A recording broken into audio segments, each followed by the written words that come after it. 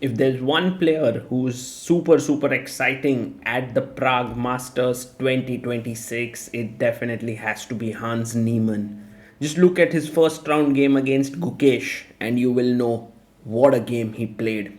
Just missing out on a win by a bit, and now he takes on Aravindh Chithambaram in the second round. Aravindh is the defending champion of the Prague Masters 2025. He had won, and now 2026 he'll be trying to defend his title. Hans adjusts all his pieces, and there you have Aravindh coming in. All the players are hosted in the same hotel, Hotel Don Giovanni, and they play in the same venue. So this will be an exciting clash between Aravindh and Hans.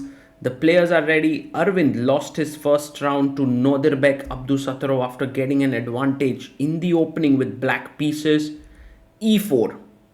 And Aravindh had played the very surprising move d6 against Nodirbek. I don't think he'll repeat it against Hans.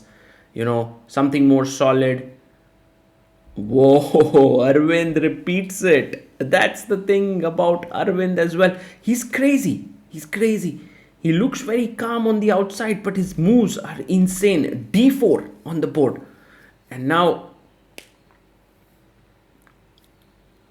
Aravindh brings his knight out to f6, attacks the pawn on e4.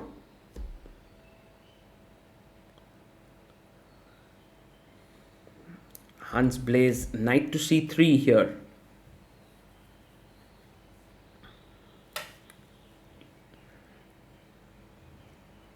And pawn to e5 played in the center.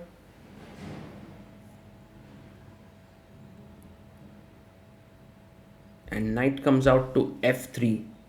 So this is the same opening that Aravindh played against Nodirbek Abdusattorov. It's known as the Philidor. It's an opening that I myself have played many times. It looks a bit passive if you think about it in a normal sense. This is e4, e5 stuff.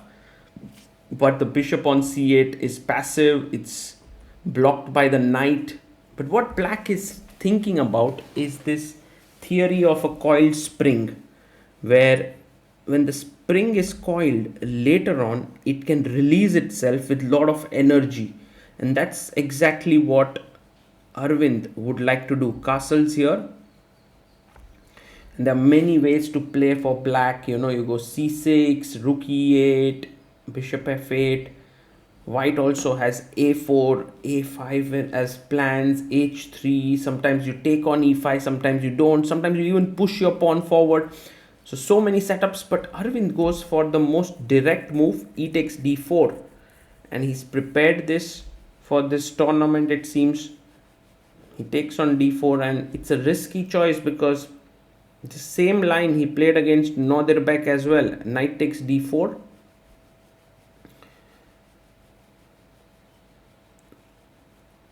And now knight to e5 played, attacking the bishop on c4. And the bishop drops back to f1. So white now has more space with the e4 pawn and would love to play f4 in a given position, but rook e8, eyeing the e pawn, maybe drop the bishop back to f8. The bishop comes out to f4 and putting some pressure on the center.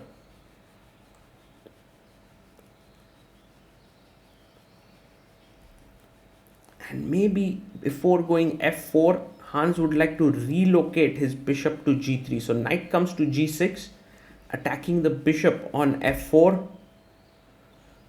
And now the bishop can drop back to the g3 square. And he does it. Bishop to g3.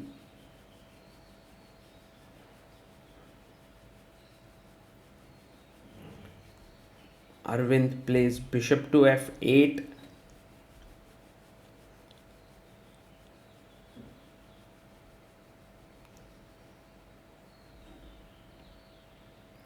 And now Hans brings his pawn to h3. He just improves his position slightly. I think a4 is what Noderbek had gone for, and a6 played here by Aravindh Chithambaram. a4, I mean, that's the most natural move, stopping b5. He plays his pawn to a4. And now pawn to b6. The bishop will come to b7.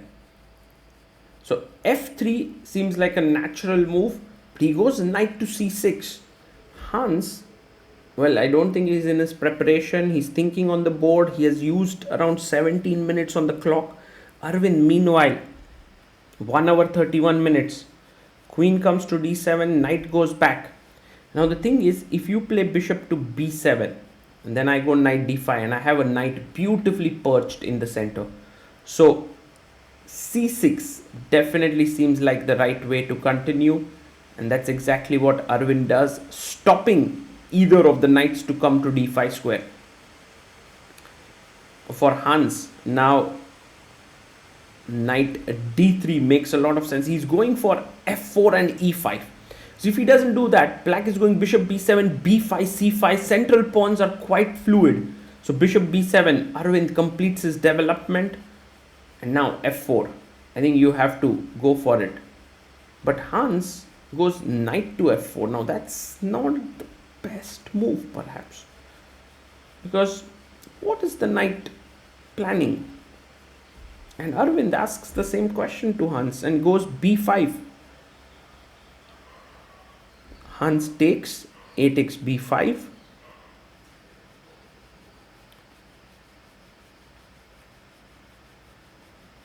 And now you take back, a takes b5. I always love these structures because here black's pawns are so fluid.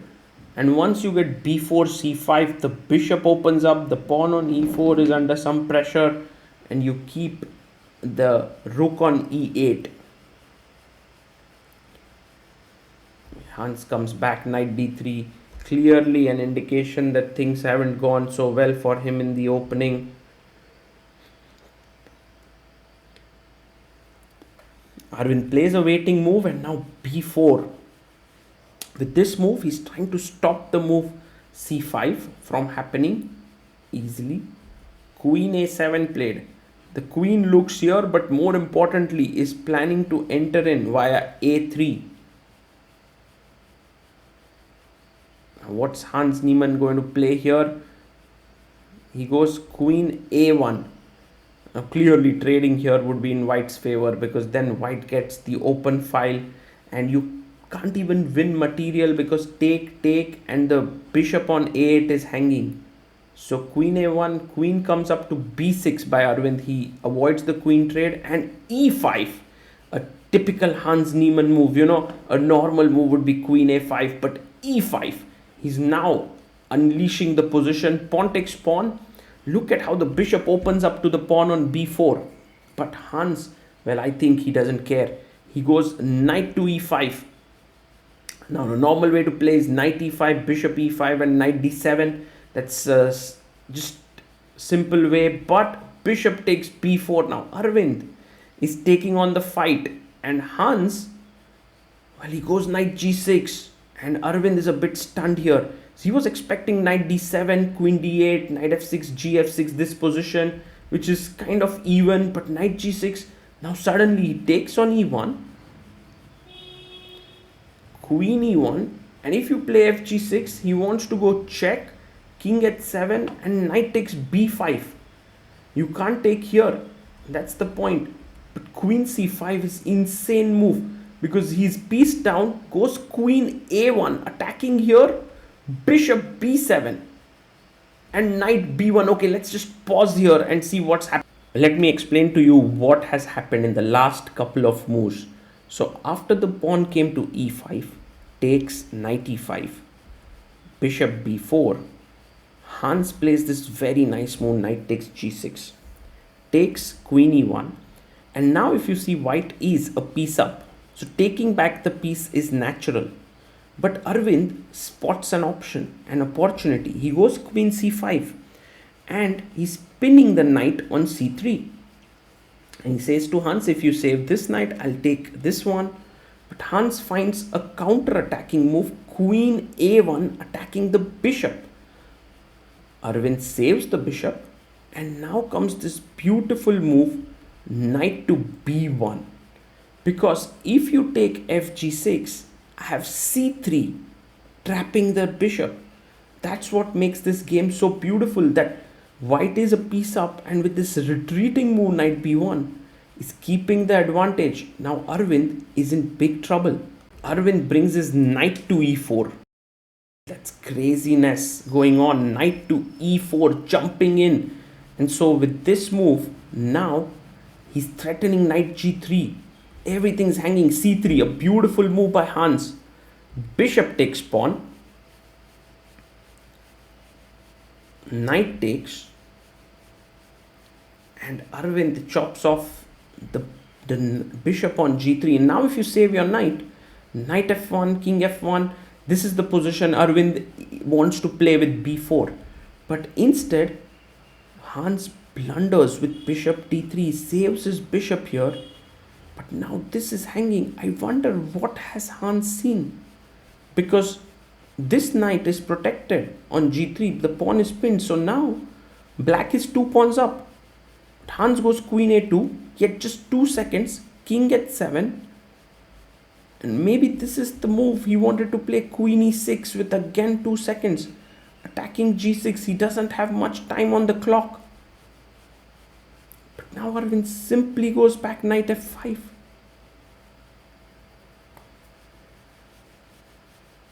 And it's over. It's over because you're simply 2 pawns down. Your knight is hanging here and you're totally losing. And now knight to h4, knight comes back to e2 and queen e5, a nice little move because queen takes queen, knight f3 check, and I take here, check, and king comes up to g2, but just knight takes e5 and Aravindh is 2 pawns up. What an amazing change in the entire game. Knight to c1. This is easy now. It's easy stuff for Aravindh Chithambaram. He's 2 pawns up and he's going to convert this.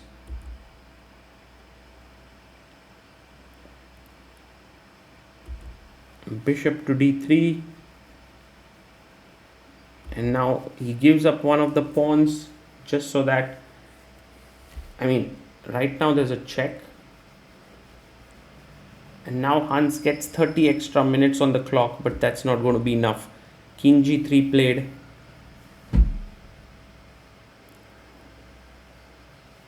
What to do with all the time? The position is completely losing. Check. Bishop takes. Aravindh smartly gives up one of the pawns back because he doesn't need it. He has this extra pawn here which is very strong. Bishop d5.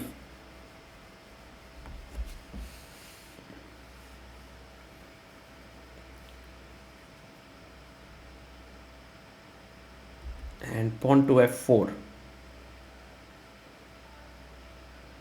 He pushes his pawn forward. And b3 played. Nice move by Aravindh. Hans would be thinking to himself, where was it that he missed his chance? It's completely better and he could have won the game, but was not to be. Knight a4. And there was this brief moment which we can see bishop c6 after this game to analyze where he could have won. And now just with everything under control, you can just simply bring your king in and win the game. Because if the white king tries to come here and stop the stuff, then the bishop will start attacking the king side pawns. So king f7. king e3. Aravindh brings his king up.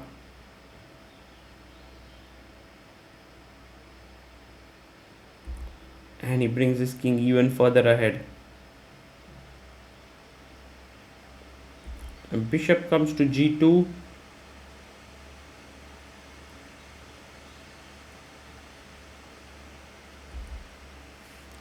The knight moves up. And I think you can simply take the pawn on h3. Hans gives a check. And now, I mean, if you take on b3, I'm taking on g4. So he gives a check.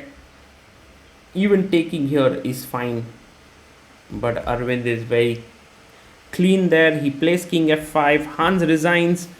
And what a win there by Aravindh Chithambaram. After a loss in the first game, he comes back with a win against Hans. And you can see Hans Niemann not particularly happy with how things turned out for him there. Well, he could have actually been on perhaps a very good score. This win against Aravindh, this loss against Aravindh was uncalled for. And you can see Aravindh there speaking with the arbiter. The arbiter is actually Nadezhda. She's the wife of Pentala Harikrishna. And she is there as the arbiter at the tournament. Maybe it's a good moment for us to look at how Aravindh could have converted the game into a win for himself. And then we'll leave you with a short interview with Aravindh himself. So in this position, Hans Niemann could have won the game if he played the move knight e7 check. A very tricky move. If you take here, I now have broken the pin. So fg3. And with these two pieces, these two pawns are not very effective. Like b4, I can simply go knight a4 and my bishop is very strong. So let's say if black were to pick king f8, now was the move that needed to be seen, and that was queen a5. Threatening a mate. If you take with the queen, it's the same story, fg3, and I'm better. But if you take with the king, then I simply go queen check. King f8 is already checkmate in one, so you don't want to do that. King e8 makes sense, and I now simply take on g3 once again with a winning position. So knight e7 check was the move. Even if you go king h8, I go queen a5, threatening here. So there's no time for your opponent to actually go and take this pawn and play take the bishop and play b4. Knight e7 was an excellent intermezzo that had to be found for Hans. But if you see, he had just 1 minute on the clock, and it's never easy to find moves like this with such little time.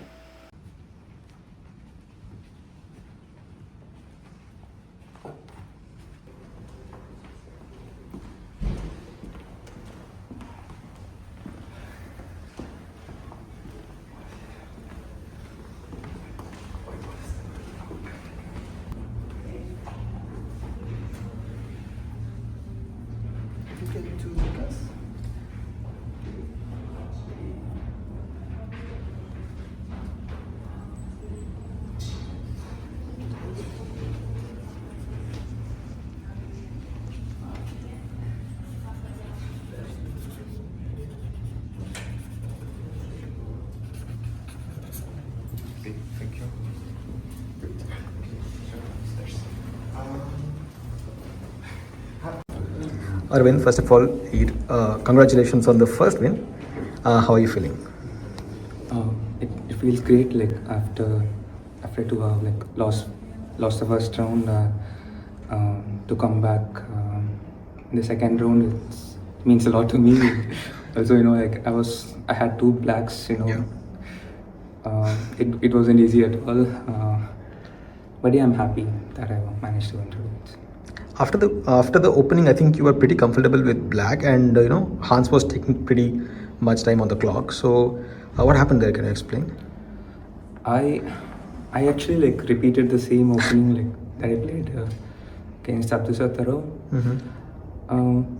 I mean, like, no one would have expected. Like, even I did not expect to, because like I did not prepare much and just thought of repeating it again. And also, like, he played the same like variation, like bishop f4, bishop g3. But I got to like pretty good positions, like pretty good position right after. Maybe I was comfortable even after c6. I thought, like, I was like, his knight is kind of like moving here and there, but like not doing much. But yeah, also the crucial moment was like he blended with bishop d3, and if not that, like it would have been a draw, I guess. I mean, like, I think he had to go knight f4, and it's equal, I guess. Also, your position was kind of tricky at some point, yeah? Did you feel that? Just because I honestly underestimated his e5. Because if he goes e5, like always, like his pawn on b4 will be hanging. So I actually underestimated at this point. Actually, it was pretty strong. Like also I thought after like bishop b4, knight d7 is the move also, but he found this great reserves with knight g6, and if you take on rook e1, queen e1, f g6, he goes queen e6 and knight into b5, and I think Engine should claim that it's equal, but practically, my bishop is stuck on e8, and I have some difficulties to solve. But queen c5, I don't know if it was a good move or not. And I need to check. Like, I hope I did not blunder anything. And you're the defending champion. So, and your portrait was revealed at the opening ceremony. How did you feel, and what are your expectations from this tournament this year? Yeah, it feels good, like to have my like own pro portrait, like and it was like motivating, to I want to have my portrait like every year. So hopefully it happens this year as well. Well, congratulations on the win and all the very best for the rest of the rounds. Thank you.